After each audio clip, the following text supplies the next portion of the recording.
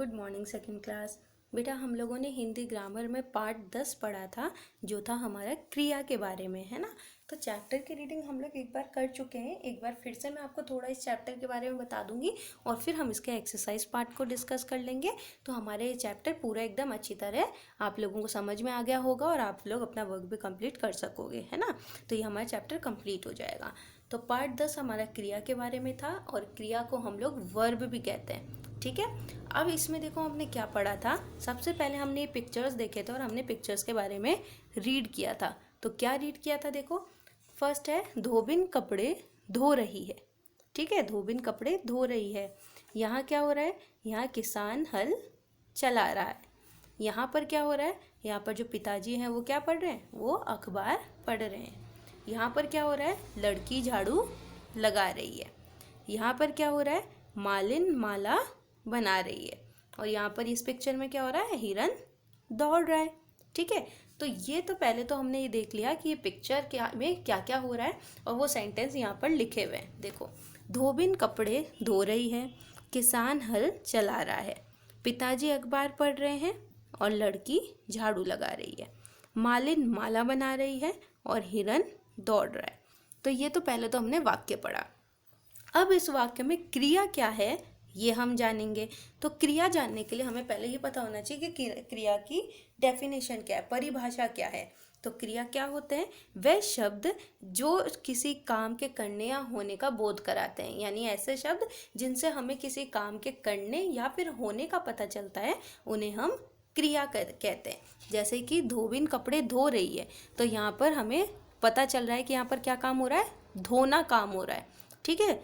फिर देखो, किसान हल चला रहा है, तो यहाँ पर चलाना कार्य हो रहा है, काम हो रहा है। पिताजी अखबार पढ़ रहे हैं, तो यहाँ पर पढ़ना एक काम हो रहा है। लड़की झाड़ू लगा रही है, तो यहाँ पर लगाना एक काम हो रहा है। मालिन माला बना रही है, तो यहाँ पर बनाना एक काम हो रहा है।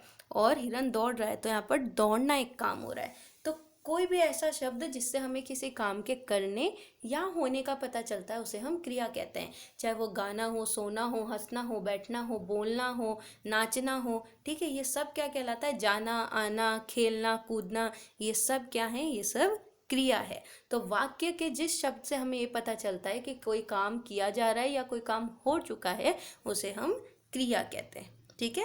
जैसे कि ऊपर दिए गए चित्रों में सभी कुछ ना कुछ काम कर रहे हैं। ये धोने का काम कर रहे हैं, ये चलाने का काम कर रहे हैं, ये पढ़ने का काम कर रहे हैं, ये लगाने का काम कर रही है, ये बनाने का काम कर रही है, ये दौड़ने का काम कर रहे हैं, है ना। जैसे धोना, चलाना, पढ़ना, लगाना, बनाना और दौड़ना, ये शब्द ही क्या है, ये शब्द क्रिया है। तो इसीलिए हम कह सकते हैं कि जो शब्द से किसी कार्य के करने का, कार्य मतलब कोई भी काम, किसी काम के होने का या करने का बोध होता है, उसे हम क्या कहते हैं, क्रिया कहते हैं, ठीक है। फिर देखो, यहाँ पर हम एक्सरसाइज पार्ट डिस्कस करेंगे। इसमें फर्स्ट पूछा गया है कि काम का बोध कराने वाले शब्द कहलाते हैं।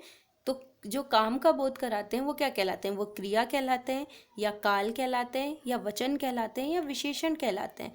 तो हमेशा ध्यान रखना, जो शब्द किसी काम के करने या होने का बोध कराते हैं उन्हें हम क्रिया कहते हैं, ठीक है। काम और क्रिया, ऐसे ध्यान रखना, काम से क्रिया है, यानी कि जो काम हो रहा है वो क्रिया है। फिर है क्रिया शब्द है, इनमें से क्रिया शब्द कौन सा है, चलना, बैठना, गाना या सभी। तो ये जो तीनों शब्द हैं ये क्रिया शब्द ही हैं।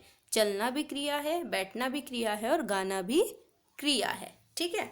फिर पूछा गया है किस वाक्य में काम अपने आप हो रहा है।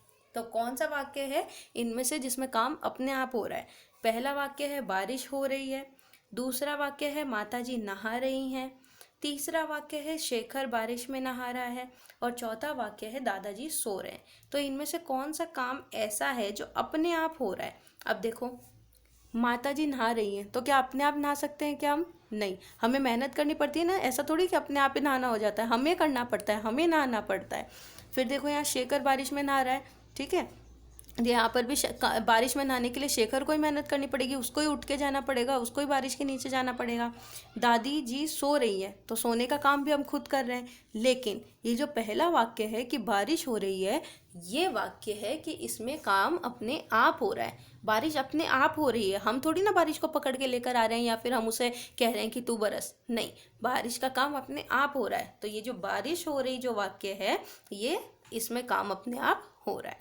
फिर सेकंड है, नीचे दिए गए चित्रों को देखकर उनके नीचे उनकी क्रिया लिखिए। तो हमें यहाँ पर चित्र गिवन है और हमें कहा गया है कि इसकी क्रिया लिख के बताओ कि इसमें क्या क्या काम हो रहा है। तो देखो यहाँ पर एक लड़की की फोटो है और इसमें ये हंस रही है, तो इसमें कौन सा काम हो रहा है, इसमें हंसना काम हो रहा है। फिर ये देखो इसमें ये औरत जो है वो बात कर रही है, तो ऑब्वियसली वो बोल के बात कर रही है, तो इसमें बोलना काम हो रहा है।